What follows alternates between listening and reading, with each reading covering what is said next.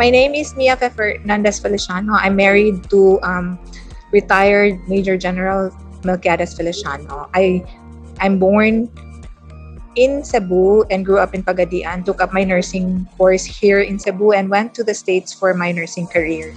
I came back home when my husband actually retired from the service. I would say by giving my time. When he was starting to do his systems and processes in building an emergency operations center, he is a military man. You cannot make a doctor out of him overnight. So having my nursing background from the States, doing charge work, I was charge nurse for quite some time in the unit. So that's pretty much hands-on patient care, and we do all protocols. That helped. That is my input. I gave him my input. I tried to laymanize when he's dealing with the doctors and the doctors are trying to deal with him. There's a lot of gap because you have to remember these are two bosses. I'm a nurse. I'm used to um, carry out carry carry out the doctor's order. I'm used to explaining to the patients what the doctor wants. So I kind of, if I may say it, I think I laymanize everything for most people. We have built the EOC of Cebu City, the Bacolod City, Pagadian City. We reach out to Davao City, OPSEN, and we're back here in Cebu to help again.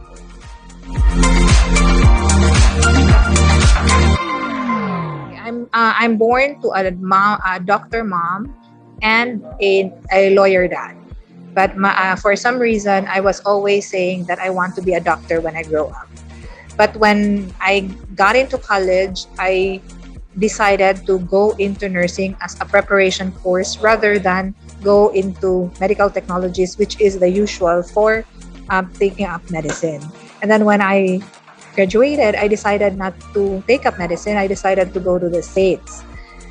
So I went to the States in 1993, started a nursing career there, came back home 1995 to get married. I stayed in the Philippines for about 5 years and decided to go back again to continue the career. But my husband did not want to go to the States because he's in the service. So I commuted between States and the Philippines, and we both decided to bring up our children here in the Philippines rather than in the States because the goal is to just work there until I retired in 2017.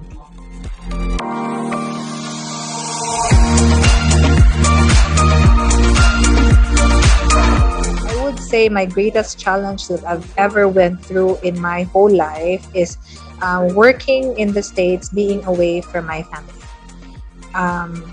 How I overcame it, I don't think there's really a way to overcome it. You just have to deal with it because it's a day-to-day process.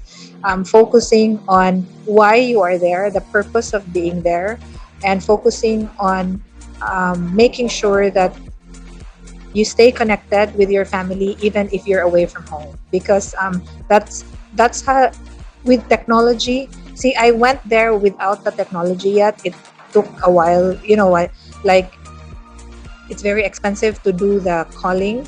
But then in the end, when technology came, you can really, I was at one point called an e-mom because my kids call me to ask permission to open something in the refrigerator. That's how close I am to them. So that's how I was. I may be far away, but I made sure that I stay connected. And staying connected is not just physical, in my own opinion. Staying connected is making sure you have that special connection and special bond with your kids, even if you are physically not around. By making sure you know how they feel and you're taking everything into consideration about your children. And that's kind of like what I made sure, and I hope that I am successful about it because I communicate with the kids. It's not like when I come home every single time I gather them around, including the nannies, and we do a communication. What do you call that? How do you call that? Like an open forum, asking the nannies how my children are behaving. and that's the time when they will tell me if they are behaved or not behaved, and then I'll make the child be accountable for their action. And that's how it is. I just stay firm, and I always told them, sometimes mommy has to be um, mean to be kind, and when I say no, it means no. I don't compensate my being away. I make sure that I stay firm, because there's a lot of things when you compensate. I compensate, yes, I compensate by bringing them everywhere or buying whatever they want, but I always tell them there's a very fine line between being spoiled and being a spoiled brat. So I said, I spoil you with my love, but I always want you to not become a spoiled brat.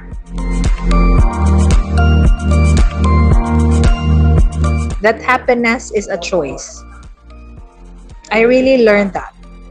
That's one greatest lesson I would say I have, that I passed on to my kids.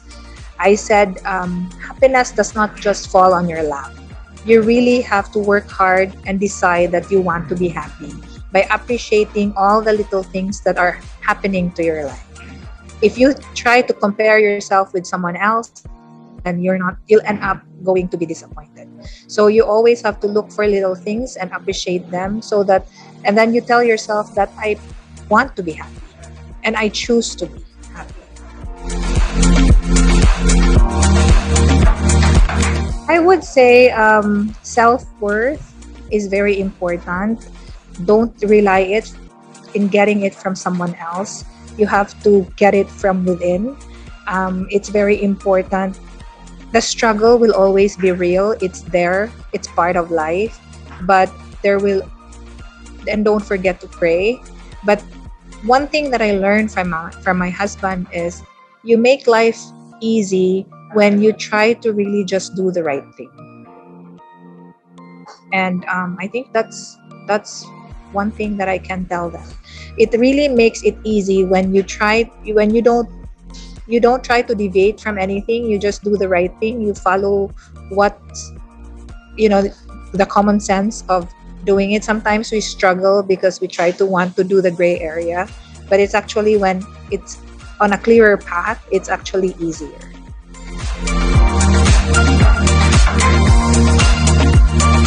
I would say women are more empowered, because if you've seen, women are more active in all aspects in our lives. They speak up.